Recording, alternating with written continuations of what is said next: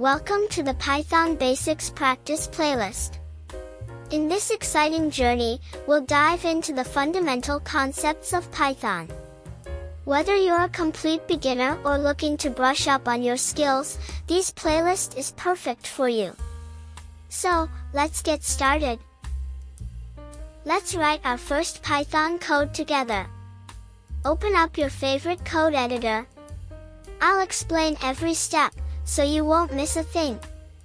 Our first program is to display Hello Python.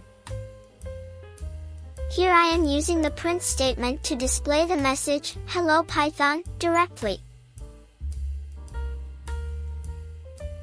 Running the code.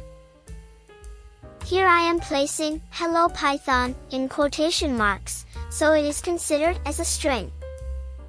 You can also write this program in another way. First, declare a variable named message. The variable's value is Hello Python. I'm calling the variable message to display Hello Python. Using print statement to display a message. Don't forget to subscribe and hit the like button if you enjoyed the content.